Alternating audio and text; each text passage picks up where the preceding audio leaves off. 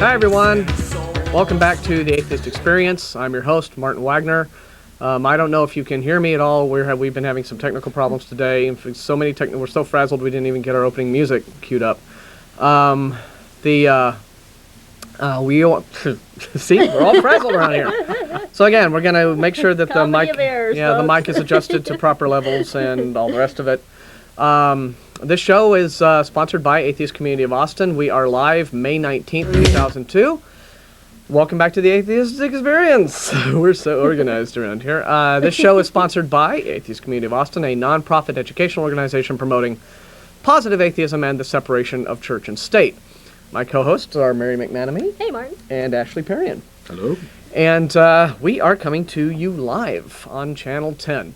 ACA holds weekly meetings every Sunday morning at the Hot Jumbo Bagel Shop, 307 West 5th Street, downtown, between Guadalupe and Lavaca, except for the first Sunday of each month, when we have our lecture series in the Longhorn Room of First Cafeteria at North Cross Mall. Our next lecture series will be, I guess, first Sunday in June, and we don't have anybody lined up, do we? Not sure yet. I have no clue. Okay, well, I guess we'll get somebody on that and let you know as soon as we know. Charles, is your professor going to be able to come? I have to email.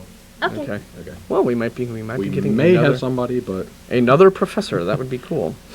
Okay, let me see. Godless Gamers meets every Monday night, 7 o'clock p.m. at the home of Jeff D. and Amanda. For information on that, talk to Jeff or Amanda. ACA Happy Hour takes place Thursday evenings, about 7:30ish, 8ish at Antonio's Tex-Mex, which is near the intersection of I-35 and Highway 183. It's a fun evening get-together for people who have a hard time making the Sunday morning meetings. The Non-Profits is our new internet radio show, which plays every Saturday afternoon at 2 o'clock p.m. at the atheistnetwork.com website. And the show is hosted by Jeff D., co-hosted by Mary McManamee and Vic Farrow. And as I understand it, some folks who are having a hard time, have been lately having a hard time logging onto the atheistnetwork.com website, now apparently are finding themselves able to get back on. That's right. Apparently it's okay now. So that's good. That was very frustrating for a long time, but I think everything seems to be working smoothly. There's some weird routing problems or something they were having. But anyway, so that's all back together.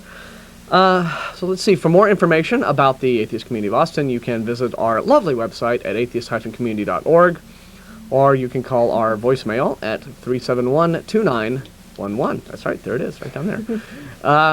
So without further ado, I guess we can go on and see what sort of news articles, what's happening in the world, guys. What's up? All right. You want to take it, Ash? I guess I'll run with it first. Okay. I've got two main stories here, and then something that we're going to go into a little bit more a little bit later. Okay. Two stories I got, though. First one, kindergartner expelled over mother's line of work. Mm-hmm. Yes. A Capital Christian school has expelled a 5-year-old kindergarten student, claiming her mother's work as a nude dancer clashes with the school's Christian philosophy. The Rancho Cordova resident and single mother said that one of the reasons she chose to take a job as a dancer was so she could work 3 days a week and afford the $400 monthly tuition at the private school. So she actually took this job partly so she could send her daughter to the school that she is now expelled from. Yeah. Cole said that not only would her daughter not be Cole, this is the administrator of the school. Said that not only would her daughter not be allowed to attend school there, but as long as Silvas kept her current job, she and her daughter could not attend that church. Now, see, here's the amusing thing, right? Christianity likes to label everybody who isn't a member of the fan club a sinner, right? Okay. So presumably the whole point of Christian churches, I would think, would be to outreach to sinners, right? So here's a woman who is sinning in their little definition, and they're saying, you filthy person, you can't come to our church. So isn't it true that what the point of religion actually is, okay, is to subdivide people into these little groups, each of whom gets to say, oh, we're all better than you. Yes. You know, that's what I mean, that's what religion's really for. Yeah. Did you get the follow-up on that? that she... I don't know. What is follow-up? I saw it this morning. The 5-year-old is now being allowed to attend. Okay. But the mother says that she is refusing to let her daughter go back to the school after she graduates. You know, she's 5 years old. She's getting ready. You know, it's the end of the year. Yeah. They're going to have a pool party. Yeah. But then after that, she said she's out of there. Not going there the next year. Not going back. I mean, why? And it's not like the little girl's going to get a good education in a place like that anyway. I mean, come on. Yeah. It's just like, that's where you learn. I mean, but it's... the mother says... just as I decided to start dancing, I'm now deciding to take this pause for her benefit. I'm not doing this because I support the church's position. Mm-hmm. So she says she's, trying to look for another job because she's gotten a lot of publicity from the story. So she said she, thought maybe she could, get a different job just because she's been wanting to anyway, I guess. Yeah. And I mean, this was it's not real clear. And here's actually another quote that kind of shows that the mother, I guess, didn't really know the church as well as she could have. I thought the church was supposed to accept everybody, said Silvis. That's my understanding of what God is about. My daughter's the one who goes to school there, not me, and they're turning her away. Which is a perfectly valid point, but the church isn't about accepting everybody. Yeah. So. Yeah. Okay. That's just a bizarre story because I think that's a good point, Martin. I don't understand why a lot of churches have such a problem with people's lifestyle. I mean, if a mother is okay with dancing, she's an adult. She can make these choices for herself. I mean, what remember what we talked about. Remember what we talked about last week regarding authoritarianism. Mm-hmm. Okay. Like with shepherding a child's heart. Yeah, it's about authoritarianism. Remember, is this whole attitude that there are people above you in life who are better than you, who get to make your decisions for you. Mm-hmm. Okay, and they're infallible; they can't be questioned. Okay, and so if you're on the lower level of the food chain, if you make a dumb decision, well, you just need to be guided out of that.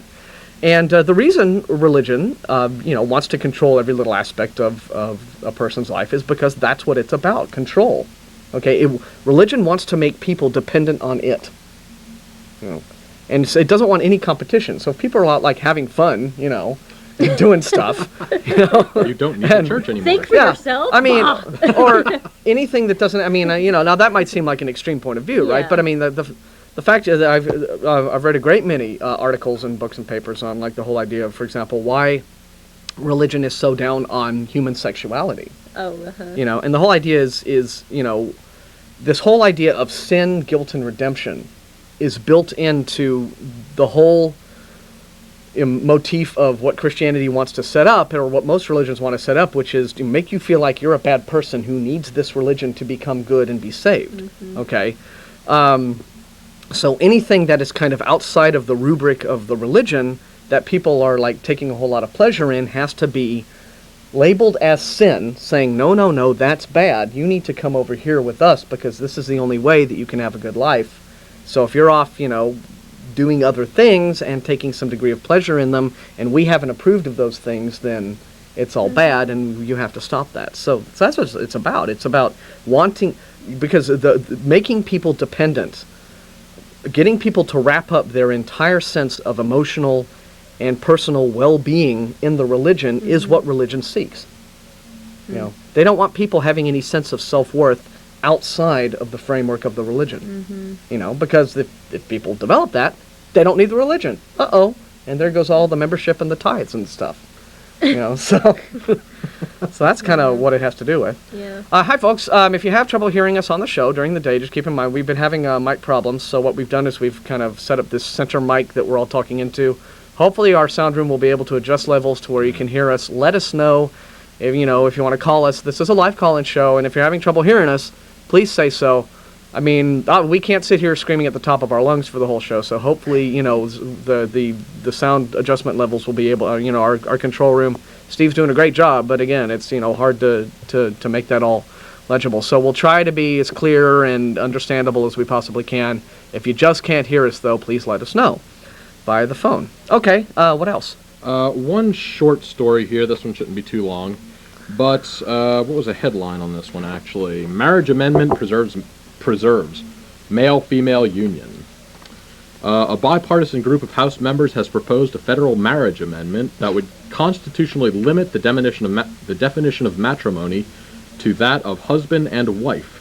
The amendment, the amendment, introduced Wednesday by three Republicans and 3 Democrats, reads, "Marriage in the United States shall consist of the union of a man and a woman." And it goes on to talk a little bit. Neither this Constitution nor the Constitution of any state nor state or federal law shall be construed to require that marital status or legal incidence thereof be conferred upon unmarried couples or groups. Okay. I am so tired of conservative politicians every campaign year, every election year, spouting this big fat lie that they're all about less government, less government. Let's get the government out of people's lives. And the minute they get into office, they go out of their way to pass every single law they can think of that is designed to infringe upon individual civil liberties in the maximum way possible. I am sick of it. I am sick of it, you know? And what's ironic about, okay, this is clearly pandering, right? Okay, it's an election year and they're pandering. That's all this is about. But, what is it any of the government's business, okay, to tell people what sort of marriage they can have, okay? That's point one. Point two is, I have often heard these kinds of, this has been bandied about before, right? Trying to like limit, marriage, limit marriage to heterosexual unions. What bewilders me about it is, and I understand there are a lot of people who don't, approve of people being gay, but I think a previous version of this, right? This is called the Federal Marriage Amendment. Yes. There was a previous version of this that they called the Defense of Marriage Act. And what like it needs defending. Well, it's like the implication there is, you have this idea of some conservative straight person saying, "Oh no, my marriage is somehow threatened if we allow gay couples and lesbian couples to get married." Like it's like, I'm sorry, how is traditional heterosexual marriage, which goes on all the time, in any way if you suddenly give gay couples and lesbian couples the right to marry, does that suddenly mean that straight couples won't be allowed to marry? How do that work? Okay, there is no logical basis for it at all other than religious homophobia. That's the only basis for this.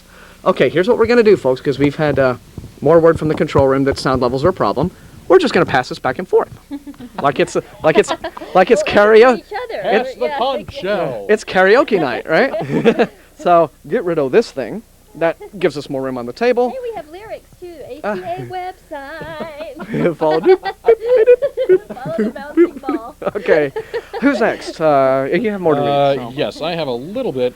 The only bright side to this is that the amendment has little chance of becoming law of the land merely because of the obstacles a measure must overcome to change the Constitution. The federal marriage amendment has to get the approval of 2/3 of both chambers of Congress and then be ratified by 3/4 of the state legislature.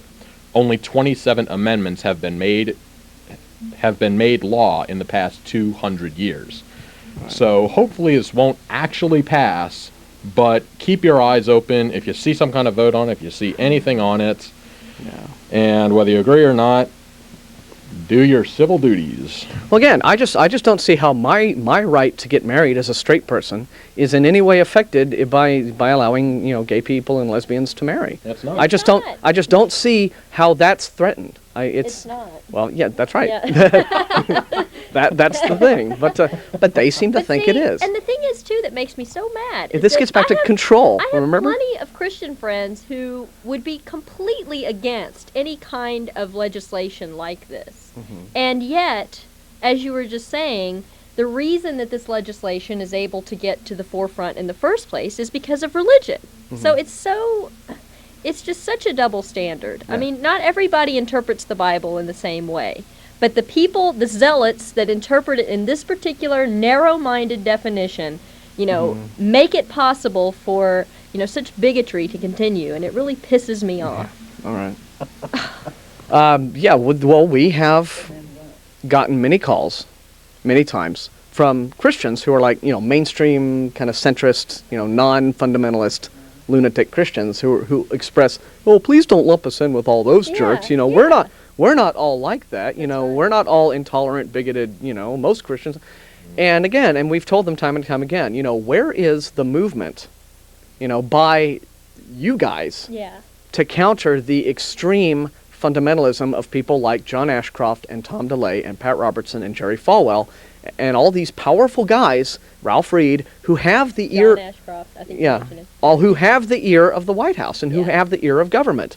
Okay, if these guys are just a tiny lunatic fringe minority of Christianity, then it is up to the mainstream tolerant Christians, who constantly call our show saying, yeah, well, I don't like those guys either, to say something about it, to say, look, this kind of, intolerance and hate doesn't represent what it means to me to be a Christian. It's the fundamentalists that are exciting and therefore get airtime. Well, it's the fundamentalists who have the money. They have the money, they have the backing, they're well financed. Also, yeah. And it's people like George Bush, Shrub, who don't stand up and say this is wrong, and Governor Perry. You don't see him at the forefront. Well, Because they don't think it's wrong. Well, see, I They wonder. agree. I mean, I've never. But Newsflash, they're fundies. Well, I know, but I've never actually though heard them make a position on it one way or the other. And I mean, it's the same thing as remaining silent. Yeah. about Well, now, it. when you have somebody, well, I think Governor Perry has. I think Governor Perry has, embarrassed himself a couple times by coming out and, directly, advocating, like these whole Man-woman marriage. Well, no, not that, or just break down between the wall of the separation of church and state, right? By saying, oh well, we, need to have government-funded religion, and people who don't like it ought to, be tolerant, right? Bush is in a trickier position, right? Because as president of supposedly everybody, he can't really come out, at least not overtly, and make. Now presidents often do this, right? They shoot off their mouths, they say dumb stuff, right? Bush, for the most part, has some good handlers who, don't let him shoot his mouth off probably as much as he would like. But we don't know. We don't know exactly to what extent that is, right? George W. probably isn't as arrogant and dumb as his father was, right? Who came right out in front of a microphone and said that he didn't think, atheists should even be allowed to be American citizens, right? I mean, now that's sort of the ultimate sort of unfettered bigotry that we've had in that regard. But I wouldn't be surprised if George Bush Jr. feels the same Felt that way. Yeah, right, He right. just won't say But it. the thing is, but the reason that he can't come, here's the thing, he can't come out and specifically endorse some of the more extreme views of the Christian right, because then he would seem just as extreme as they are. Although, he has been whining a lot that some of his, more arch-conservative, like judicial appointments are being blocked. It's like, oh, well, they're just playing politics. Well, no, what they're trying to do is maybe block some guys who are hostile to the Constitution, But also, at the same time, he can't attack these people, because they are, at the same time, a big part of his voter base. So he can't endorse them, he can't endorse these guys and alienate everyone else, and he can't condemn these guys and alienate them either. So it's the tricky game of playing politics. But if Bush were to come out and say, I do not have a problem with, gay marriages, then, who would he really be alienating? He would be alienating a small minority of bigots who say that this is intolerable. The small minority of bigots who happen to have a great deal of money and wield a great deal of influence in the corridors of power in this country. I understand that. I guarantee you. I'm not naive about that. But if Bush would never do it. Let's say Clinton. Clinton, arguably a bit more liberal than George Bush was, right? And, but even Clinton wouldn't come out, could not go so far as to come out and just overtly advocate the very concept of, okay, let's have legal marriage for gays and lesbians. Again, it's still just too much of a hot button, dangerous topic for them to really approach strictly. So, yeah, I mean, the whole... I would never want to be a politician in a billion years. Just the whole, just the compromises and that you have to make, and the loss of integrity that I think is just endemic to having to do that so much of, well, okay, I'll scratch my back, scratch your back, you scratch mine type of thing is ugh. Yeah. But that seems to be how countries are run, isn't it? Yeah. Ew, yeah. Okay, what else we got from whoever? I have no more newsworthy stuff. You don't? So, Nope, we can get into Okay. this later, but this isn't news as such. Okay. So- Yeah, okay. Okay. Mayor? I've Here. got some stuff. Okay. Yeah, Oh yeah. do- Da da da it's da da karaoke da da. Wow. Oh, you know what it harkens back to is We're so serious on this show, people. Yeah. it just reminds me of Chevy Chase's bit. I think it was. No, it was Bill Murray he was the bad lounge singer on Saturday Night yes. Live, and he did Star Wars. Wars. So it's kind of apropos Anybody now seen that Star that? Wars. I haven't seen it. No, well, I'm Have you seen it? No. Okay. Yeah, I'm gonna wait I've a few heard good weeks. things. I don't know. Oh, about Yeah. Star Wars? Uh-huh. I've heard a lot of good stuff. Going I've to heard a lot, s- most yeah. people who've seen it really like it. Tim and Tim and I and his friend Scott are going to go see it on Friday. Okay. So Right. Can't wait. We'll see. Report back. yeah. Okay. Well, the thing I've got is kind of tied into the story that Ashley just did about the dancer who took her daughter out of this fundamentalist private school.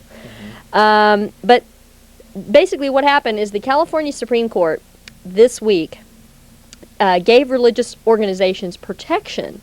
So basically they can decide for themselves who they want to have in their organization. Case in point, a particular Catholic hospital, the CHW Medical Foundation, was sued by this guy. His name is, let me find it here,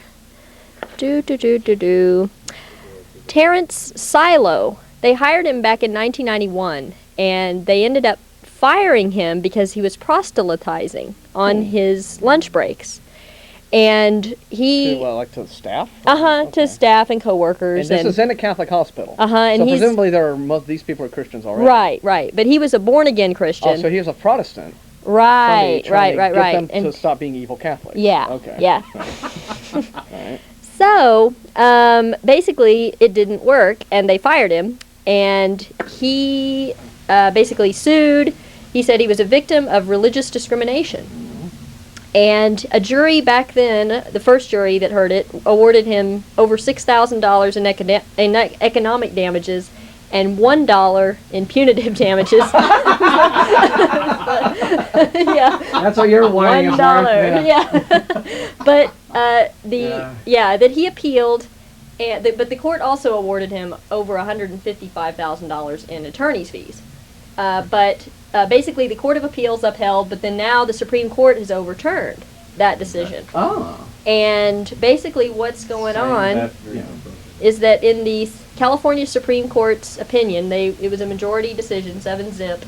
They said that balancing two powerful constitutional rights, the court said that despite a public policy against religious discrimination, the hospital is protected by its free exercise of religion to get rid of an employee who was proselytizing on his lunch breaks.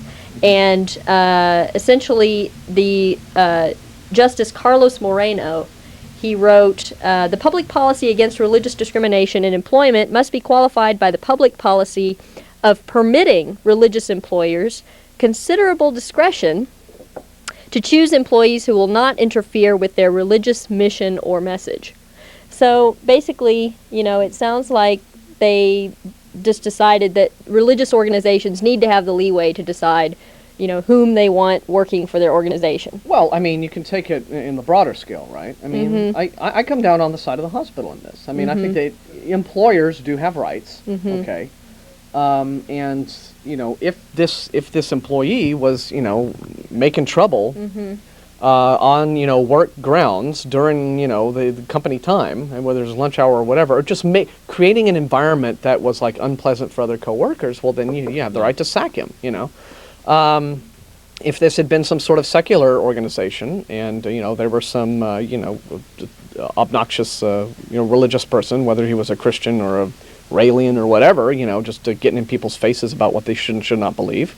Yeah, I mean, I think it'd be like out of there, because you're hurting productivity. You're creating this very unpleasant atmosphere. So yeah, one of those things that shouldn't really be brought up in the workplace in the first place. Religion really has no place. I mean, now granted, if this is a church that you're working for or something like that, or a strictly religious hospital, that's what it's. That's one thing. Yeah, this is a strictly religious hospital. But if you're working for Exxon, religion doesn't come into it. So, all right, folks, remember this is a live call-in show. We'll try to get Steve in the control room to pop that phone number back up on the screen. Let folks know our number to call us live. There it is, 472-2288.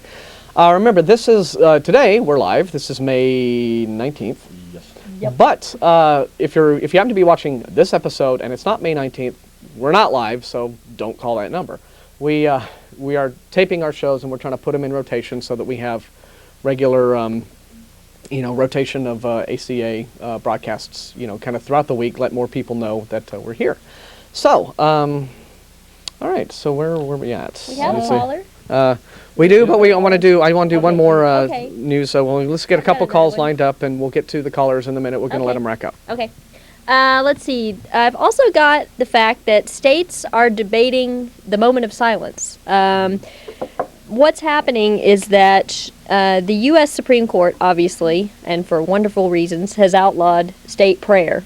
But now there's a movement by some religious groups to have a moment of silence within the schools. Basically, what this would be is literally 1 minute where students could potentially pray or just reflect or simply sit there for a minute. But come on. I mean, they're not fooling anybody. Well, I mean, if okay, let me go ahead and do the story before I start editorializing too much. But here's what's up. Ohio simply put into writing that the state allows 1 minute daily for students, again, to reflect, meditate, or pray, and lets school districts decide whether to require that teachers set aside silent time for students. This bill becomes law in July. So in Ohio, this is already happening. Mm-hmm. They are already saying students have a right to pray, reflect, or meditate for 1 minute before class begins. But, they actually already have that right. Isn't it funny that they need to legislate it? Well, right. This is a complete sham move, right? I mean, this is this is what happened in Louisiana. Get your foot in the door. Yeah, they started with the moment of silence, and then suddenly all at once there became, recited prayers over the loudspeaker, and then it turned into a massive legal issue, and it was shot down. It was a big nasty scene. Yeah, here's the thing. Why does the state need to grant students this moment of silence? How many moments are there during which, I mean, especially if it's just 1 minute.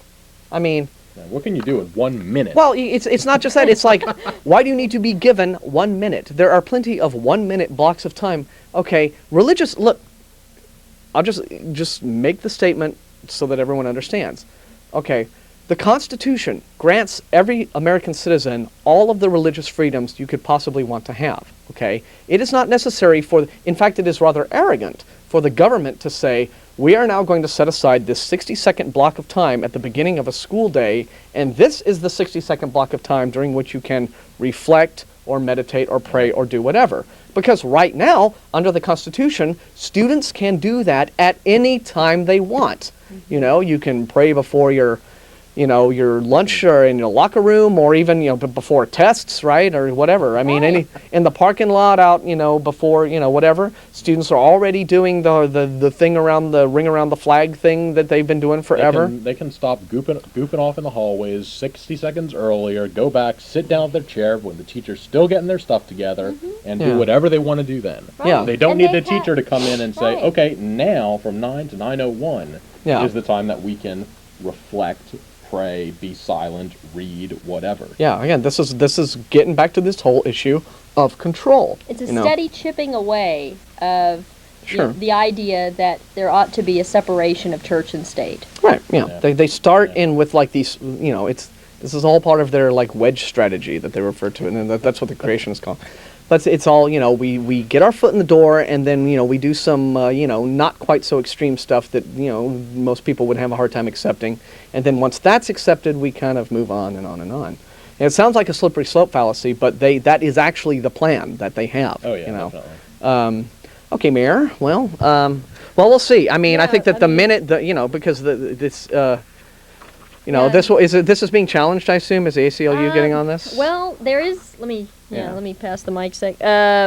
Basically, here's a quote from Raymond Vasvari. He's legal director of the Ohio branch of the ACLU.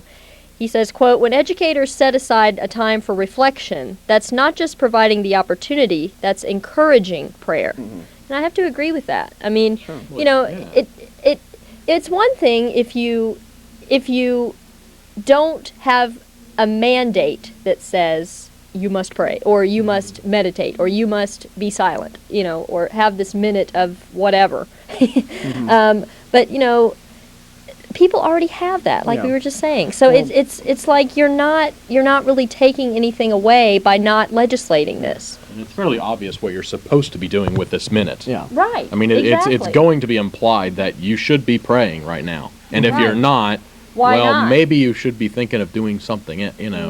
Why aren't you exactly? Defenders of this, right, always say the same thing. They're like, well, they're not forcing anyone to pray. That isn't the point. That isn't the issue. The fact is, the simple fact that this exists, as you pointed out, was it is to encourage, sort of subtly, conk. Yeah. It's to encourage, Better get this out sort my of ball peen. religious activity. Not direct. It's not ordering anybody. It's not forcing them. But let's encourage it a little bit. Well, hello. There's this thing called the First Amendment that throws itself in the path of that and saying government can neither restrict nor endorse this kind of activity. Government must be completely neutral in all of it. So, again, I mean, And can I just jump in? Yeah. And neutral does not mean atheistic. And I think that's a lot of what people argue is that, well, by not having it in there, you're basically saying that, atheism is the right way to think about things. And that's not it either. I mean... because atheism is a specific philosophical point of view. Exactly. It's not just... And atheism is not neutral, on the subject of whether or not a God exists, all right? I mean, neutrality is when, you don't talk about something, You just sort of... It's the individual citizen's rights and the individual citizen's business, so it's up to them to think about however they choose to think about that. And it's not the government's job to say, well, that's a good idea. No, you shouldn't think that. No, in neither way is the government's, is the government's right. You cannot interfere with the lives of private citizens in that way. Let's go ahead and go to our first phone call, since we're now half an hour into the show, and see what this is all about. Hello. Hello. You're on. We need to get a little more volume on you here. Hi, are you James? I'm James. Hey, James. Oh, hi, James. How are you? Pretty good. How about y'all? Oh, just fine. Good. I was calling to talk with y'all about the constitutional amendment that y'all mentioned earlier. I saw it on Fox News as well, and I actually saw the debate on a couple shows between two people about that issue. And I was just wondering, what would y'all like for the definition of marriage to be in this country? What would y'all want it to be? Well, I don't know that. I think a union of matrimony between two consenting adults would suit me. Okay. Would you be okay with a man marrying 5 women? That's an interesting point. In fact, we had a discussion very much like this recently on our very own mailing list. We were talking about bigamy, and one of our members brought up the point of, well, if you're okay with, gays and lesbians marrying, then, why not then support the rights of bigamists or polygamists? And that led to some very interesting discussion. I admit that I hadn't really thought about it that much. My objection to bigamy, as I understand that it's currently practiced, and it's only really practiced among, as I understand it, in this country, there are some fringe Mormon guys, like this Joe Green fellow in Utah. Is he mean? No. Apparently so, because what he would do, he just, married multiple women, and they were basically his baby machines. And as I understand it, then some of his own daughters, he was, I might be, want to make sure I'm not incorrect on this, but as I understand it, my main objection to bigamy, as it's practiced, is, at least by guys like that, is that there is sort of there's very much a patriarchalist, inherently sexist a character to it, in which, for this guy, right, these women simply serve the purpose to, make babies for him, give him children. That was kind of the function of it, and it didn't really seem to me that it was that kind of multiple marriage was the way we like to think a good marriage ought to be, which is where you have people engaged in a relationship of kind of mutual love and trust and respect and caring and consideration and that sort of thing. There wasn't really any mutuality there at all. These women were pretty much a private harem. Now that's that case. I know that there are people around who practice something called polyamory that I'm not into, but which is the whole idea. it's like in the whole swinger scene where people have, like you just have, they have this partner that they love, but they also have this other partner that they love, and they're, again, I don't know. Here's my overall take on it would be, I don't feel that that I'm in a position to sort of judge how other people care to conduct their personal romantic affairs. But I don't know right now. I mean, there's a good sizable contingent of the gays and lesbians in the American population who have a voice, and most of those, as I understand it, they're not like polyamorous or into the whole. I mean, I know a lot of gay couples. I mean, in Austin, you can't not know plenty of gay people, and I know a lot of them who are very much into having good monogamous, stable relationships that are long term. So there is right now a sufficient demand for some sort of legal consideration of these people's rights that it's worth discussing. I don't know right now that there is a similar demand for for those people who advocate bigamy or polyamory right now, that a discussion of legal multiple marriage has a lot of merit. There might come a point, I don't really see that point coming, but yeah, that's an interesting question. I'm glad you brought it up. Okay. Hang on. Do either y'all have a take on it? I don't really. It's just my view that I don't think the government really has much of a job or business telling me whether I should spend the rest of my life with one woman, one man, or multiples of whatever. As long as everybody in the situation completely understands what's going on and is agreeable with it, then there's really no problem with it that I can see. Now, there are certain other issues that need to be worked out, like insurances and who gets the inheritance and stuff like that. Those are, minor things that need to be worked out because, it's currently not in place. But the government shouldn't be saying, well, you can live with one woman and she will get your inheritance and your, all of that stuff, but you can't live with another man. Or you can't live with two women, or whatever. But that's not the issue. The issue is not whether or not the government should intrude in people's personal lives and say, well, you can't live with these people. That's not what the issue is. The issue is what kinds of relationships are going to be honored by the government with a legal document. Right now, it's only between a man and a woman, which is what it should be. Oh, well, why? But I mean, that's your personal prejudice. But it's not a prejudice. It's an acknowledgement of what relationships are good and productive ones. And which ones are not. I'm curious to know how many gay couples you've met. I mean, how many gay couples do you know? Why does that matter? It matters because what you are making is a statement, in my opinion, of prejudice, implying that gay couples cannot have good, healthy relationships. Only straight couples can. By definition, a homosexual relationship by what definition? Is a destructive relationship. By definition. By definition, what is a homosexual relationship, especially between a man and a man, is a destructive relationship. And you know this. Why? And you know this how? You know this how? Scientific evidence. What scientific evidence can show that? What? Wait a minute. What scientific evidence? Cite your sources. Okay, I don't have any specific. Of course you don't, because you are spouting homophobic bigotry that is based in homophobic bigotry. Exactly. Okay. You have no basis to understand or to make the claim that all gay relationships are destructive. What about relationships in which the husband beats up the wife? Is that, like, by definition, a constructive relationship simply because it's heterosexual? All right. Let me tell you about another. No, answer the question. I want to know what if an abusive relationship that happens to be heterosexual is by definition more constructive than a homosexual relationship in which nobody beats on anybody. Okay. Right. Okay. We think you got your. Okay. I think we got your number. Let me tell you about another bigot. Let me tell you about another bigot of Thomas Jefferson. You'd call him a bigot when I tell you this. All right.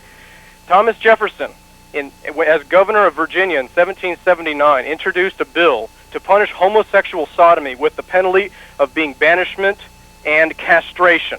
Look, I don't deny that that's bigoted. I mean, he was living at a time, right? I mean, remember, this is also a guy who got one of his black slaves knocked up. Okay, so he was clearly living at a time in which the moral guidelines under which people made these kinds of decisions were more intolerant than the ones we have now. I will admit that. There are a lot of people in the past, okay, who have had these kinds of attitudes that today we would find deplorable, but in those days they were the norm. They weren't right. But still, again, I want an answer to my question. Okay, is a heterosexual relationship in which there is physical abuse, by definition, more constructive simply because it's heterosexual than a gay relationship in which there is no abuse? A heterosexual relationship is, by definition, it is natural because a man and a woman... I'm not asking you if it's natural. You use the term destructive. Right, okay, and you said all gay relationships are, by definition, destructive. Okay. Right, because a man and a man, that's unnatural. And the lifespan, the average lifespan of a homosexual man is much shorter than that of a heterosexual man, on average. I'm sorry? On average, the lifespan of a homosexual man is lower. The lifespan? What does this have to do with... It's what do you mean, life? And many gay men have and again, multiple partners. Your sources for this are what? I'm stealing this line from somebody else, but James, you're making terrible genitalizations here. I mean, I don't... you know, I don't... I mean, I don't understand... First of all, I don't understand where you're getting this idea that homosexual relationships are so destructive. And two, I would take a guess that you're taking this perspective because you know, again, I may be way out on left field in this, but your particular interpretation of the Bible is why you're spouting these views. And I just, we all disagree. I mean, I don't know what else to say. You know, I just think that it's really sad that you haven't really met anybody who is gay or lesbian that... How do you know that? Well, I don't know that. Well, we're waiting for you to tell us. We're waiting for you to... I've asked you a question a couple of times. Sure. I still haven't gotten an answer, and I'm waiting for you to tell us. How do you know that these gay relationships are bad? If you've met gay couples, please let us know. Let us know what your experience is and what your basis is for making these claims about how gay relationships are by definition destructive and all straight relationships are by definition constructive. Okay? And we're all asking you this up here as straight people, right? We just want to know, because, you know, I know straight couples, right? Okay? I've known straight relationships where, like, the husband has put the woman in the hospital, okay, and, her you know... life expectancy is significantly shorter than probably most of the gay men that you're talking about. Right, and so again, I need to know where these blanket definitions are coming from of straight equals good, healthy, and constructive, and gay equals bad, unhealthy, and destructive, okay? If a straight couple, a straight relationship in which there is physical abuse, how is that better than a gay relationship in which there is no physical abuse? Okay, come on. I mean, I want to know. Now, I didn't say that in all cases a heterosexual relationship is perfect. We're not asking about perfect. By definition, good. All I said is that a homosexual relationship is unnatural and destructive. And yes, that comes from my religious beliefs. Absolutely. And I want my religious beliefs to be reflected in society through the law that we have now, just as you want your beliefs to be reflected in society. That's right. You're a theocrat. You're a theocrat, okay? And you want Christian theocracy in America. No, we're not. Okay. Oh, yes, you James, we think we got your number on this one. Take care. But don't want to answer our questions. That's fine. We appreciate you calling, taking the fire. But if you're not ready to defend your position, you know, call us next time when you are. All right. Now, I mean, that was just a litany of excuses for justifying a homophobic position. James has called our show many times. He can be a nice guy, but again, you know, one thing I should have asked him, and again, I don't want to challenge the callers when they're off the air, but I mean, the Bible says gay men should be taken out and stoned to death. That's the biblical position on gay people. So, and I would be very distressed to hear that he would advocate that. But anyway, well, again, the point is. Okay, I don't know. There are all sorts of studies dealing with what may be the root causes of homosexuality. Is it genetic? Is it nature or nurture? Is it a result of cultural conditioning? Or is there some sort of genetic predisposition to it? I don't think anybody knows that. But the simple fact of the matter remains is that there are people in our society who are straight, right? And there are people in our society who are gay, okay? And again, there is, since, as I can understand it, there's no real justifiable secular objection, okay, to, you know, the rights of gay people to be gay people. Yeah. All objections to homosexuality are religious in nature, okay? Mm-hmm. And I've heard some people use the whole claim, well, it isn't natural. I mean, it's not like something that... It's because it's not in the Bible. Well... I mean, that people get so been out of shape about it. Well, you know, It's I mean, unfortunate. having television shows isn't natural, right? I mean, this is a thing that human beings had to invent this I know, technology I and do mean- that. You know, there's all sorts of stuff that people do that isn't natural, right? Eating food that doesn't provide you with any direct nutritional content, Right. okay, isn't natural, right? I mean, animals don't, you know, I mean, but human beings do it because you make choices. Now, again, and the jury's still out on whether or not being gay is a choice. I don't know that it is a choice. I think that it's a thing that gay people really wrestle with. And if we have any gay viewers today, please call. I want to hear your response to the things that James has said. But again, it is entirely unfair to make blanket generalizations and say all people who belong in this group are bad and destructive, and all people who belong in this other group are good and constructive, even though what you have are situations with physical abuse in straight relationships. I don't know what the figures are on it. How many wives will suffer some degree of physical abuse at their husband's hands in the course of their Hey, marriage? I know. Whether It's one person every 15 seconds is beaten in this country by an intimate partner. so either one wife or girlfriend every 15 seconds, That's 15 seconds. gets smacked around. Yeah. Well, 240 every 95% of the time it's women being beaten up by men, but 5% of the time it's, you know, some other, whether it be a lesbian relationship, you know, bisexual, whatever the case may be. But 95% of the time it is heterosexual male beating up on a heterosexual female. Yeah. You know, I've known you know, straight couples who have had very, you know, healthy, happy relationships. I've known a great many who have had very destructive, abusive relationships, and I have seen some gay relationships among, you know, some people that I know here in town that have been really nice and beneficial and constructive, and then I've seen some that have gone down the tubes. But in neither case was there anything that was specifically different in the dynamic. Okay. Simply because one couple was straight and the other couple was gay. In the successful straight relationships that I've witnessed through friends of mine have been very similar in tone and in caliber to the successful gay relationships that I've witnessed. By the same token, the straight relationships that I've seen that have broken down were in many cases broke down for the same reasons and exactly the same kinds of things were going on as what happened when the gay relationships broke down. You know, there was the same kind of dynamic going. Wasn't always abuse, right? I mean, you know, I've known couples who've broken up just because they couldn't tolerate, you know, they couldn't get along anymore. Sure. And I've seen that in both the straight and the gay communities. And bisexual. Yeah, my own marriage fell apart simply because we were just two very different people. You know, I mean, there wasn't any abuse going on, right? But I mean, I've seen that kind of thing happen, you know, with gays. It's like, well, you know, we just not the same person. We have different goals, and you know, there's no fundamentally different dynamic other than how gross you feel the particular sex acts are that are going on, whether it's between, you know, men and women, or different genders. Anyway, we've talked about this way too long. We have Mary on the line. Let's see what she has to say about this. Hello, Mary. Hello? Hello, our Mary. How are you? I had to open the door. Hi, guys. Hi. I had to call. I listened to that call, and I got to congratulate you guys. You handled it like true intellectuals. Well, I admit I got a little hot, right? Now, James has called us on a semi-regular basis, and Yeah, but you handle it good. We've had civil conversations and we've had heated ones. This was the heated one. But Yeah. but I have to admit though, I admire guys like him, at the very least, for calling up shows like this and taking the heat. Okay, a lot of people want to grumble and gripe at us from sort of, you know, behind the scenes, and they send us nasty emails and stuff where they get to remain anonymous. You know, at least callers who call our show and want to argue about these kinds of situations with us. That's what the purpose. That's what one of the reasons our show is here. Education. Well, Yep. I heard that. Well, you're doing a darn good job. well, thank you. We do our best. My two co-hosts are an invaluable. Well, I'm asset. saying collectively because I look at the big picture, and you're all in it. Anyway, I just called to say hi. Hi, Mary. We haven't heard from you in a while. Well, I've been real busy. I've established my own peace foundation.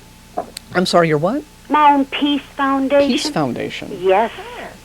And there's only 4 people now. I forget. I can't. I have a hard time keeping track. But there's 4 people. There's 4 of us now, and see, I'm gonna live out my dream of my evolution where I am right now is I'm a anarchist pacifist. Because I'm a hardwired pacifist. I have discovered through thinking about all of the things I've seen and all of the and what I thought about them, I've realized that I am a hardwired pacifist. It's somewhere in my genes because I look for the peaceful solution all over everything. And you know what? It's there and it's everywhere. And all we have to do is just keep track of it. Well, Mary, what's your opinion on gay marriages? Oh, I was going to say that was the other part. Thank you, Mary. You reminded me of the rest of what I wanted to say. I have to say one thing about, I know how much they hate gay people, and it really kind of bothers me because it's kind of poisonous, because I've known a lot of gay people in Texas, and I've had to support a lot of them because it's really hard being a gay person in Texas.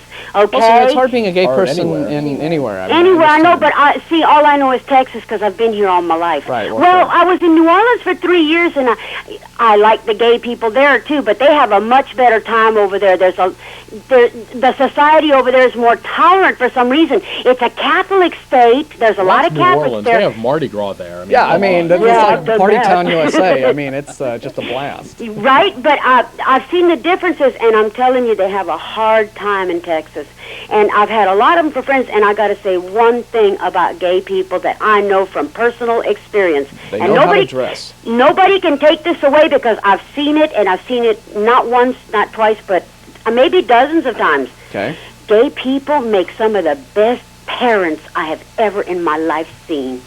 Really? Parents, I'm serious, they love their kids. And even if they're spoiled kids, it's still love. I believe love is love, and wherever you can get it, that's where you want to get it from.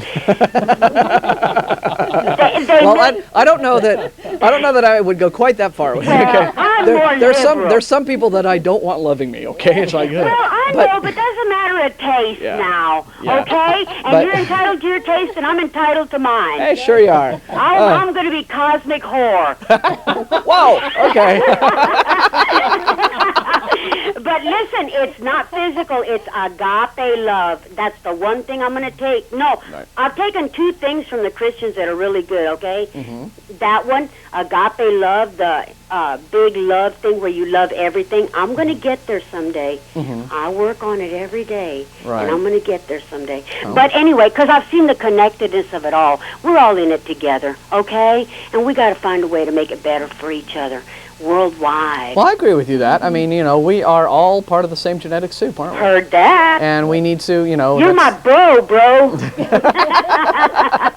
Listen, I know Mary and Martin, of course. You're one of my intellectual heroes. Oh, please. So are you kind of, Mary, but... I draw cartoons for a living. Mary's not on the show enough, okay? I know. I appreciate that. It's very nice of you to say. I mean, well, we love it's true. Well, but anyway, I don't know that young man's name. This is Ashley. Ashley. This is Ashley. We got tag team co-hosts. Well, I've never really met any of you. We just know each other kind of because y'all know that I'm a stuck to the death atheist. And they're not going to take it away from me. But you know what? As straight as my head is about it, the Christians keep wanting to get me. Well, they want everybody. Well, it's evangelizing is part of their mission. That's just what they do. And I can't fault them for that, right? Oh, no. I mean, if somebody has a point of view that they believe in with deep conviction, or that if it's not a belief, or even if it's an opinion that's held with deep conviction, then I think you have not only a right, but in many cases some sort of a moral and intellectual obligation to be out there sticking up for it and fighting for it and stating it. I might disagree with you, and sometimes to very severe degrees, but I think that that is,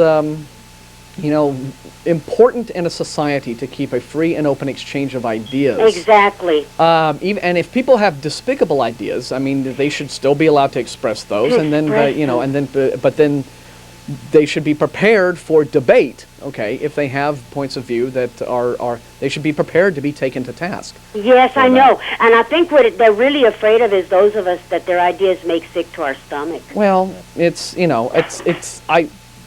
would be nice if people in general could debate without taking stuff personally. Yeah. A lot of people have a real hard time simply with being disagreed with. Other people are capable of having the most civil kinds of discourse with people they disagree with passionately.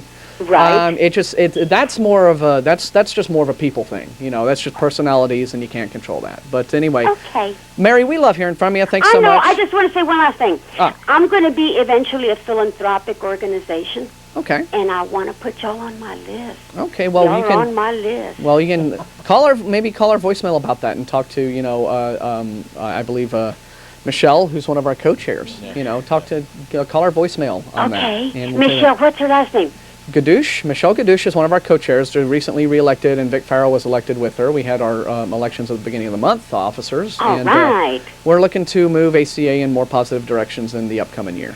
Well, I'll do what I can to help. Well, thanks so much, Mary. You got support in the community, guys. Thank you. You take care, Mary. Bye. Mary is just more fun than a barrel of monkeys. Tell you, she's great when she calls.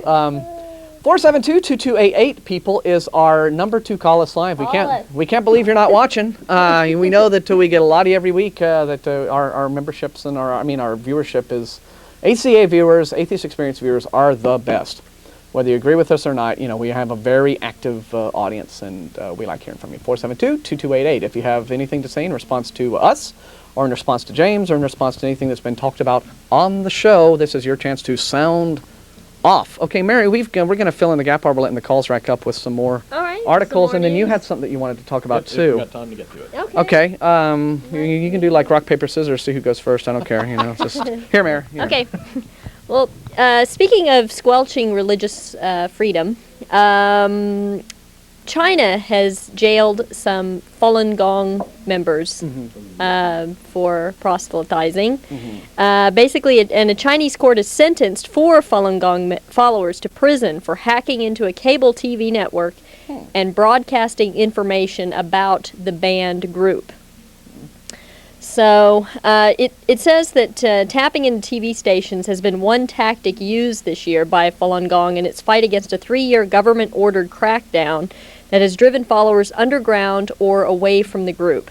Now, unfortunately, the Falun Gong is a Christian, is a sect of Christians, right? It's my understanding that yes, they are. They're Christians. But I was going to say I don't know a whole lot about their organization, and I don't know exactly what kinds of philosophies they're espousing. Well, they're espousing Christianity. Okay. But the thing is, I just want to go on the record now to our audience as saying the Chinese government's suppression of Christianity is wrong. Okay? Just want to go on the record as saying that. It is, I think, a basic human right to choose whatever philosophy or belief system you want to espouse as an individual. The Chinese have this oppressive, totalitarian, communist government, and it's just as wrong for them to suppress any religion, just as wrong for them to do that as it would be for a theocratic government to suppress people who did not share their religion or who practiced, some sort of lifestyle or belief system that went against the prevailing government-approved belief system. See, this is why we don't have theocracy in America, okay? Because what that does is it's one privileged group of people telling all the other privileged group of people how you get to live your lives. And you can have that with, communism, which I would argue is some weird form of economic religion. And you would have that in, you saw that under the Muslim Taliban in Afghanistan. And believe you me, you would see it in any government that had a Christian theocratic base. We saw it in medieval Europe when the Vatican ran everything. Yeah, it says here even that China's government banned Falun Gong in 1999. This was in July, as a threat to communist rule and a social menace. So again, it's just because they're not, espousing the groups of the beliefs of Chinese government that they're being suppressed. Is what it basically boils down to. Right. And okay, so the latest is the Falun Gong guys. They've been hacking into TV stations, which sounds fun, and then so they've had their little pirate TV stations to get their word out, and they've been smacked down even harder on account of that. Right? That's right. Okay. That's right. As a matter of fact, it's bad. The sentencing. The 4 Falun Gong followers in Chongqing were sentenced by the city's Intermediate People's Court. Jin Wei drew the longest sentence, 16 years imprisonment, on charges of organizing and using a cult to obstruct enforcement of the law and for sabotaging television facilities. Li Jiangdong was sentenced to 15 years, and 2 others were given prison terms of 9 and 7 years, respectively. So, respectively, I should say, yeah. Yeah. Not Right. respectful. No. Secular democracy, I think, is the way to go. It's Yeah. the fairest for all. Yep, you know? that's it's right. the fairest for all. And any sort of... Ashley, do you have 2 cents to add to that? No, nothing to add on this one, but definitely not respectful. Nope. Yeah. So, well, you know, we hope it all gets resolved over there. But China, mainland China, is one of the last totalitarian holdouts. Belch herp. In the world. So, see, just all bubbles up in me and comes out. So, anyway, let's get back to our calls. Who do we have? Who's on? Oh, we've got Jeff. Jeff online. Our very own Jeff. Let's see what he has to say. Jeff. Hey guys, Hey, you're on the air. Hey. Falun Gong is not Christian. They're not They're Christian. No, Oh. it's one of those wacky, new agey Oriental mysticism kind of things. Okay. Well, But whatever. still, same thing applies. They, Oh, yeah, I know that. I know that the absolutely. main. Doesn't I know that matter the what mainland. religion it is. I know that the Yeah. mainland Chinese government though has been like oppressing Christian groups too, right? Uh-huh. Yes. I don't know if it's but the Falun Gong are different guys. Then fine. Okay. Okay, that's all I had. Okay. Oh, that's it. Okay. Yep. Okay. Well, can you hear us all? I mean, or is there? I mean, we're having to pass this mic around. Well, it's interestingly, I called the show earlier to let them know that your sound was fine when the mic was in the stand in front of you. Oh, okay. And now that you're passing it around, sometimes we can't hear you. Oh, okay. Oh, Well, then yeah. I'll put the stand back up. See, because Steve, And, we had the. and right now, Right now I can't hear you on the phone. Oh, really? I'm only hearing you over the TV set. That's But then I interesting. called a different number than what you have on the screen. Okay. So I don't know what. See, when that's we all when we about. had the mic on the stand, Steve was sending us notes from the control room that I could be heard, but Mary and Ashley couldn't. So No, everything was well. Who knows what the sound settings are now? that's a very But true. when yeah. we started watching, okay, everything was Hopefully they fine. can be adjusted. Yeah. Well, Steve is doing a great job trying to fight everything in there. So we appreciate it. All right, there you go, guys. Well, we'll Thanks, see Jeff. you Thanks for mañana. calling. See you later. Okay. Ashley, why not do your thing while we're letting more callers rack up? It's 472-2288 is our live number. Okay, I couldn't help myself anymore. I was at a bookstore recently and looked through the magazines and came across one that just the title alone made me have to get it and see what it was all about. Christian Research Journal. Okay. So now we're not going to zoom in on that. It's no point. But Yeah, well, we don't want to sell the magazine. So. true, good point. It had a couple articles in here that were kind of interesting, and one of the main reasons I got it is because it had an article on taming Bible discrepancies. It even mentions right in the beginning about Skeptics Annotated Bible, Oh, right. which is a good site I go to a lot of times because it'll show contradictions and all that kind of stuff going on. And basically, it covers it covers actually 3 different contradictions in here, or moral problems, and then goes on to explain them. But then it also has a section on why are there discrepancies in the first place. If this is the eternal and all-powerful Word of God, shouldn't it be perfect? Right. Well, apparently not. What is this? Just as Christians challenge cults to abandon belief in their scriptures a priori, blind allegiance to the Bible is foolish. Now, at least they admit that much. So it sounds like this is a liberal Christian magazine then. Mostly, yes. There's some stuff in it that goes a little more hardline, but most of it's fairly mainstream. Yeah. Well, most liberal Christians, I think, have just rejected the notion of biblical inerrancy as just being indefensible. You know, Yeah. I mean, or just the whole idea that there is, that it's an absolutely perfect and Yeah. consistent word of text. Well, I'll go over the 3 different contradictions that they list here. One of them was, what time, for example, was Jesus crucified? Mark 15:25 indicates the 3rd hour, but John 19:14 says that Jesus stood before Pilate during the 6th hour. One of these little technicalities, but still.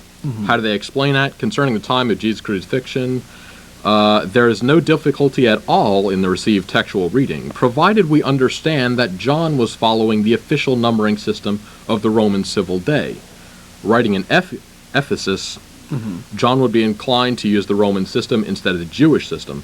What looks like a blatant contradiction has a valid historical explanation. So you're saying one book was using the Roman clock. Yeah, And another the other one was was using Jewish, the apparently, Jewish- or something like that. Well, Again. it's kind of a reach, but I mean. Yeah, but again, well, what I it's- want to know though, okay. The tiny discrepancies aren't the ones that Exactly. get me. Yes. Does he talk about anywhere in there the fact that the each of the 4 gospels has a markedly different depiction of how the resurrection itself actually Yeah. played out? They don't go into that one. Okay.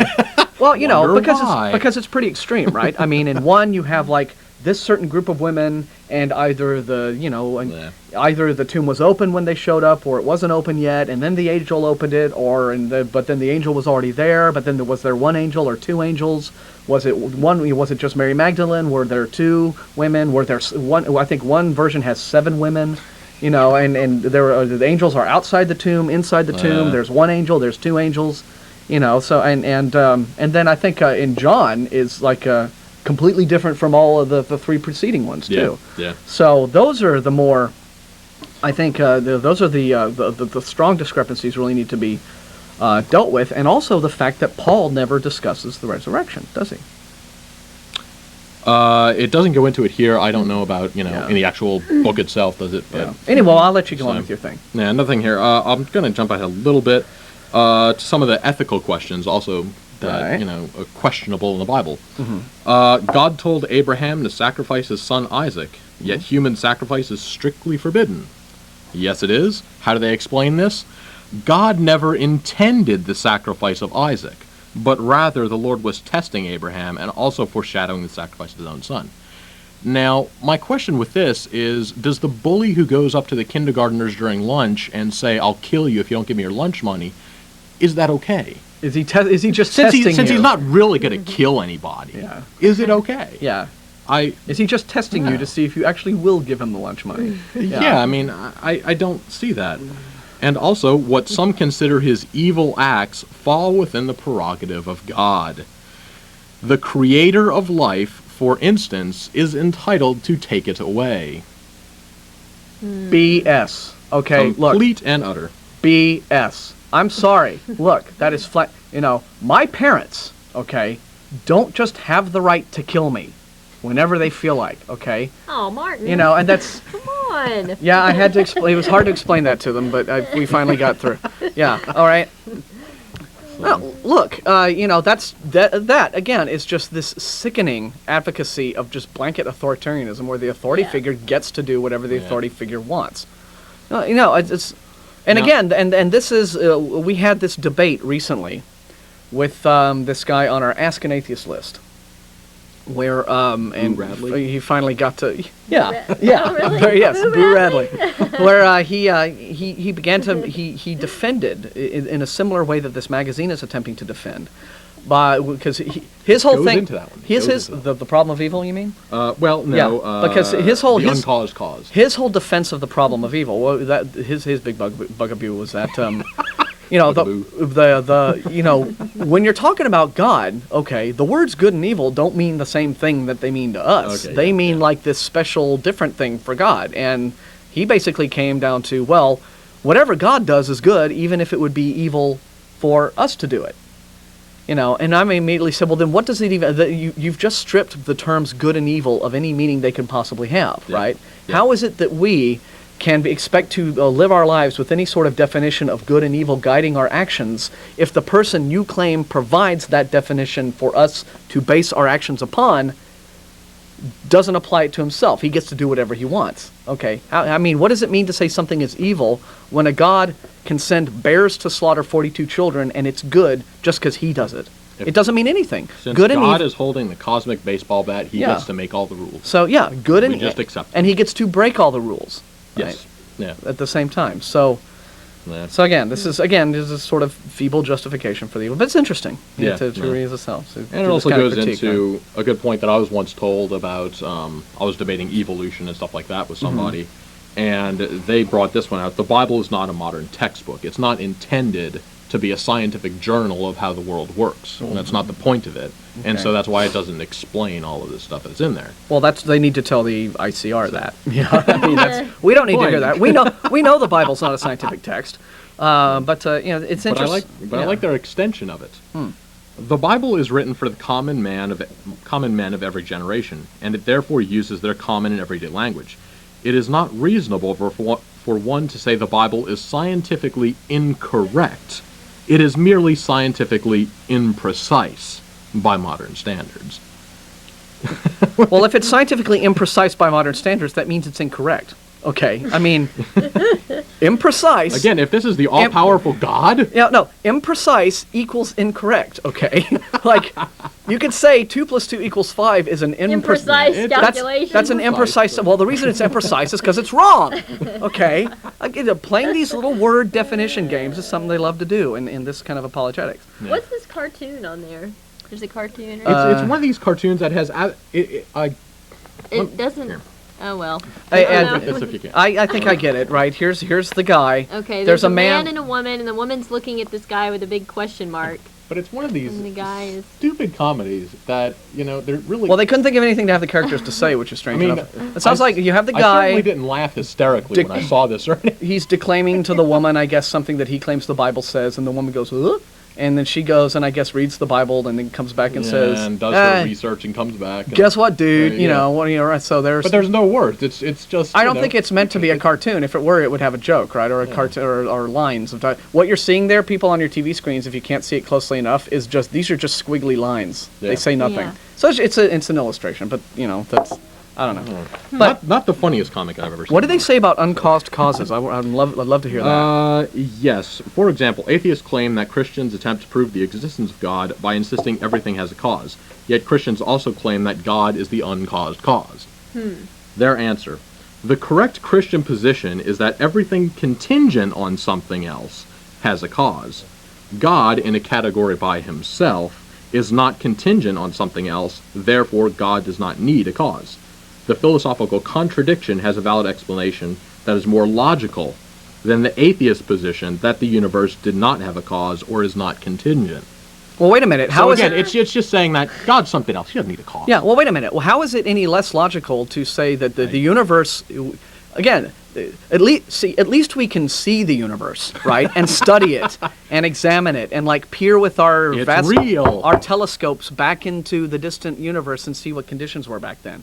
Now we don't know what happened at the very instant of the beginning, right? If there is okay, but we don't know that. But at least scientists are saying that, right? Yeah. Okay, we're working on it. We're not saying we know. Yeah, yeah. But again, how is it any less logical to say that to postulate that maybe the universe didn't have a cause, but it's supremely logical to say that this being that we've defined into existence cannot have a cause, and it makes more sense to say that, than it does to say that the universe, which we can actually study and observe, doesn't have a cause. We don't know. And I wish people would call us and let us know their view. Well, and also, clearly, whoever this author is of this doesn't say. Well, maybe it says at the end of it. Yeah. Okay, he's completely ignoring the vast field of quantum physics, right? Where we observe quantum fluctuations that take place that are uncaused events. Okay, so uncaused events, we have actually observed them. Okay, so it's not this unheard of, rare, weird thing. So again, they are in the position of explaining if this being, by definition, first of all, what is this being? Define where does this being exist if not within the universe? I'd love to know what God was doing before he decided to create the universe. How was he spending his time? He was kicking it in the Caribbean. Boy, I sure am. Well, but he hadn't created the Caribbean I know. yet. So it's and how do they just... the cosmic Caribbean. They're assuming their conclusion, okay? Yeah. Okay, they're assuming the existence of God in order to, before proving his existence and before arguing for his existence. They assume before they go in to argue for it, and that's a fundamental logical fallacy. Okay. What Martin just said about cause apparently we're getting from our control room can also be said about contingency. Good point. So, but what about getting on to why there are problems in there in the first place? Wait, can I interrupt a second? Who is it that publishes this magazine, and what's the title of it again? It's the Christian Research Journal. Okay. I guess and the cover is Prayer for Jesus. And they're sponsored by... Okay. Oh, and they're talking to guys like Lee Strobel, and Bob Larson, the Devil's in... that's not a positive article. They have a critical article, Bob Larson. I'd actually like to read that. Oh, well, Okay. But anyway. Well, so here's and that in addition to the, doe-eyed fundamentalist magazines, that there's this liberal theological magazine that really, at least they're trying to wrestle with these questions. Yeah. Okay. But again, it would be nice if, they would actually interview atheists and have them respond. Yeah. But I guess there's nothing stopping me from writing a letter to the editor. It also goes on. Now, why are there problems in the Bible in the first place? All right. If it's this Yeah. text handed down to us by a perfect being. Yeah. While it seems that advanced modern knowledge by the authors would be proof of involvement of an all-knowing God, just the opposite would occur. Records that are accurate by our standards today would be open to accusations of fraud. That is a good point. That's a valid point. It's a valid point, but Well, no, but wait a minute. No, I think that it is a good point. But again, it simply stresses what a hornet's nest Christians open up when they do try to argue that their Bible is this completely accurate text. Okay, because I think the author is very astute in noting that, let's say if there were something in the Bible that you could point to that actually talked about, what atmospheric conditions on the planet Neptune were like, okay? Or that even talked about the existence of the planet Neptune at all. I mean, the planet Neptune, I think, was only discovered maybe 100 or so, maybe a little more years ago, right? Or it might have been longer. I might be wrong there. Oh, hang on. I'm just being told that our phone number was mistyped on the screen, which could account for these silent phone lines, which are now lighting up like a Christmas tree. 477-2288. Oh, no. Okay. Sorry, folks. I mean, that'll do it. because there is already so much dispute upon the texts that are already there. For example, even figuring out whether Jesus Christ was an actual historical personage. Yeah. Okay. For a text to emerge that had like accurate current scientific information that no working scientist today knew of prior to 15, 20 years ago would exactly be open to interpretations of fraud. I think that, and that's a very astute point. But again, that doesn't present a problem for people who are critiquing the Bible. It presents a problem for apologists. Finally, calls are here because our phone number's right now. We have 15 minutes to go. We'll take Scott on line 1. Suck my dick, faggot, faggot, faggot, faggot. Suck my dick, suck my dick. That must be some of that Christian love we keep hearing about. We like our intelligent callers. Yeah. Let's see. Hi. I don't know who this is yet on line 2, so we're still waiting for the name. Hello? Yes, hello. I want Hi. to go over a few points. One, to the woman on the left. Well, I'm not sure if you're the one who brought up the point earlier, but about gay marriages. Uh-huh. How do you feel about gay couples adopting children? Well, let me grab the mic a second. I don't have a problem with it whatsoever. I think the main thing to consider when you're going to adopt a child is whether or not you're placing that child, in a loving family, and whether that family be gay, straight, bisexual. I don't care, as long as the parents are going to treat the child with respect and dignity, and teach them and feed them and clothe them and love them. I mean, I don't know what other standards you really need. I would agree to a certain extent. I mean, I certainly don't have an issue with gay marriage. Whatever homosexuals want to do is their choice as people. But when you bring children into that arena, fundamentally, don't you need a male and female parent? I mean, isn't that a law of nature? Even if you're I an disagree atheist. with that. I really disagree strongly with that, because again, I think that we've seen time and time again that children can do quite well in families where there are gay parents, where there are single parents, where there are multiple parents, whatever the case may be. Just because a child is raised in a different environment other than male, female, heterosexual couple, it doesn't mean they're going to get any less love or attention. Now, if there was an instance where a gay couple was abusing their child, obviously you want to get the child out of that situation. Just but Well, as you would with exactly. any That other. goes Sure, with, but a straight couple as well. I mean, Sure. abuse is abuse, no matter who's Absolutely. I doing think it. you do bring up a valid point about like role models. But again, I don't know that there is any hard and fast data to dictate that there is really one way to go about making sure a child has good positive role models. Even if you had because getting even away from the subject of gay or lesbian marriage, let's just say you had a straight single parent family. That's again, that debate has been raised. But even there, I don't know that there's really not a whole lot of research to suggest that children are developmentally disadvantaged by being raised either only by a father or only by a mother for any really great length of time. And role models do end up being found, I mean, in various aspects of life. I mean, even, for example, in a single-parent household, well, that single parent will have friends and other relatives, maybe brothers, uncles, aunts, cousins. So the child is still being raised within, a family structure in many cases. Not always. I mean, not it could always. just be the mother. But it could just be the mother. And even if it is the mother, that child will gravitate toward, but that mother is going to have friends and she's going to have social circles, and and whether or not that will lead to her eventually having another partner that can be another role model for the child, or if it's just a really close friend of the family who's a role model for the child. Again, there are nobody lives in a complete vacuum, even if you're in a single parent family. So there are many ways in which children can formulate their ideas. They get numerous role models that they can play off of, life would be so much easier if there were one blueprint for everything, but I don't know that that's the case. What's your take on it, Scott? No, my name is Michael, but... Oh, I'm sorry, this is Michael. Mike on line. Well, I agree with a lot of what you're saying. Unfortunately, I believe that, I believe in sterilization of a lot of people, straight or gay, because I believe that there's a lot of people that just shouldn't be parents, no matter what. I don't know that I'd child take it that abuse extreme, and child sexual abuse is rampant. Yeah. In the country, the world, which is one of the most terrible things, that our society as a whole faces. Yeah. But I really to own some pets, but not feel that a child raised with two male or two female parents is losing out from the get-go, no matter how much love there can be between that couple. Because In what way? Well, I just don't believe that. Actually, I would agree with you on one point. A male and a female, I would agree with you on one point.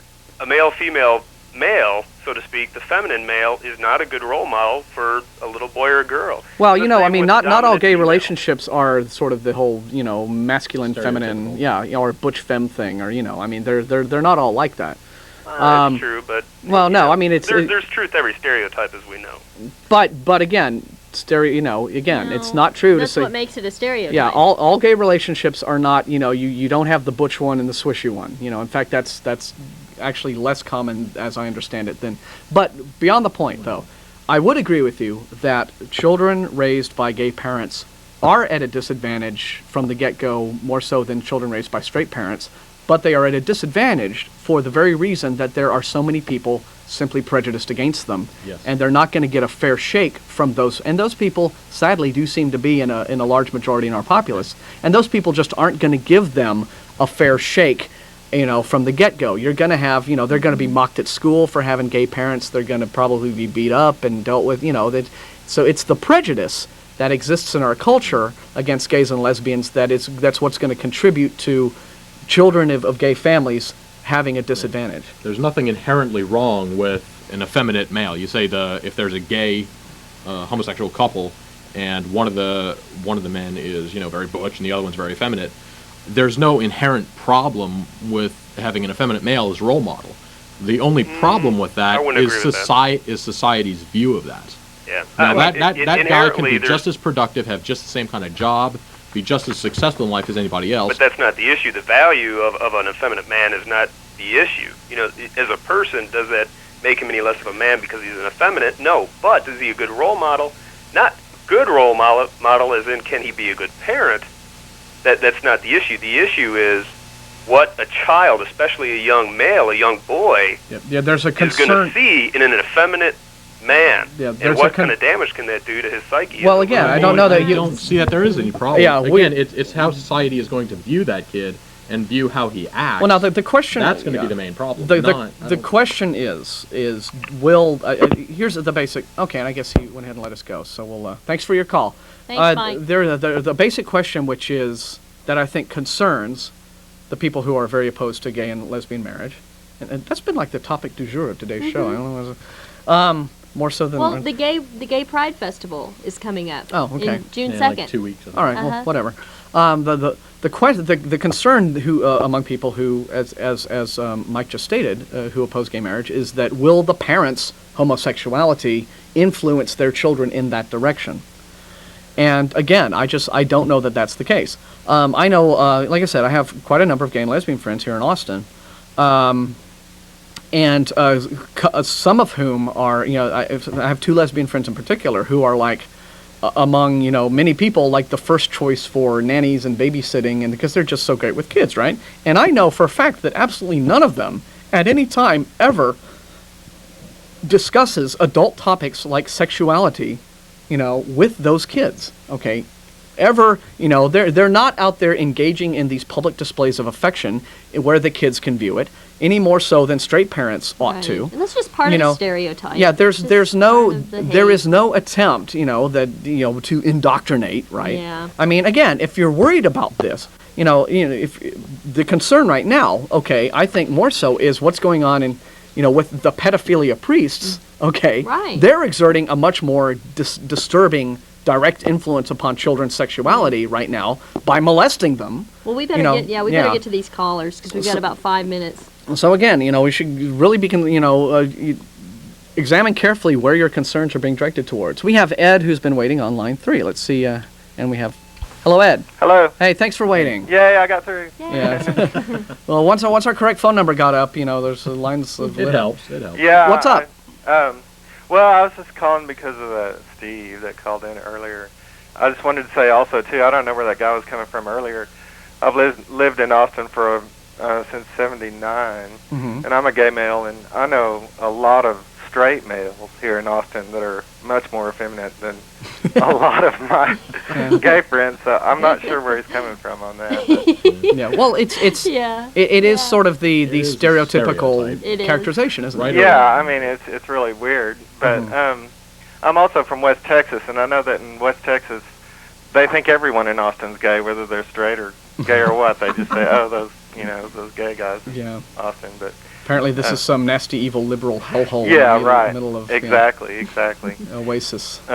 So tell me something. So what do you think about some of the opinions you've heard expressed by some of our callers? I mean, regarding the inherent destructive nature of gay relationships. Right. Well, that was such a long time ago. Well, yeah, but I mean, let's we got a few minutes. Let's go ahead and address it. Okay. Yeah. Well, first of all, I wanted to comment. Of course, the first thing he does is he throws homosexuals in with pedophiles, or in this case, it was polygamists or something. Yeah. And I noticed that a lot of times with the Christian right, they'll do that. They lump gays with whores and drug addicts, and they seem they want to demonize kleptomaniacs and act like we have this agenda, when in fact it's just just simply wanting to exist like everybody else. And I think there's probably just as many good gay parents, percentage-wise, as there are straight parents. Yeah. Well, how do you address the concerns that the opponents of gay marriage have to the idea that the parent's mere homosexuality will exert some kind of influence upon the child's developing sexuality? Do you have an opinion on that? Well, like I said, I grew up in West Texas, and I grew up in a household that didn't promote it at all. Yeah, your parents were straight. Yes, they were very straight. My siblings were all straight, except for my gay brother, who's my twin brother. We both happen to be gay, but I don't see how that could have affected us. I don't know, I'm not sure how that could affect someone as far as their sexuality. Yeah. It may affect them in other ways. Because clearly your parents' heterosexuality didn't influence you towards heterosexuality. Right. So there's no more reason to think that a gay parents would exert a deliberate influence upon their kids to become gay any more than a straight parent's, a family will always automatically result in straight kids, right? Right. Okay. Yeah, and I could see, like, if I raised a son with a gay mate, he would probably wind up being straight, but he may have a real clean room and dress really nice. Hopefully, be a little more tolerant and understanding. But in the end, I mean, it wouldn't be a thing that you would. Right? I mean, it would be the kid's choice when that kid reached a. Oh yeah, I mean, I'd be very proud of whatever. I mean, or not just. It would be however the kid ended up developing, wouldn't it? I mean, it would be his own, and you wouldn't exert. I mean, anything. your child? No, Yeah. no. I mean, that's crazy. All right. You know. Well, we appreciate your feedback. All right. And we're shutting down now, so we're sorry that we didn't get to Bill on line 1, but we Thanks, Ed. take Okay, care. bye. We have callers lined up that we didn't get to. We're sorry. But we are here every Sunday, 4:30 p.m., Channel 10. Mary and Ashley joining me every week.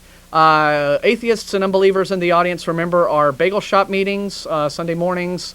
And believers, if you want to continue debating with us, we have the Ask an Atheist list at atheist-community.org. Thanks so much for joining us. We'll see you next time. Goodbye, everybody. Bye, everybody. Christians, we don't hate you. We just think you're wrong. Bye, ye. Bye. See you next Take week. care. Here goes our love out to Austin. ring. We love everyone. Goodbye. Bye, ye. Da-da-da. Special effects. Wow, Whee. it's like laughing. All right.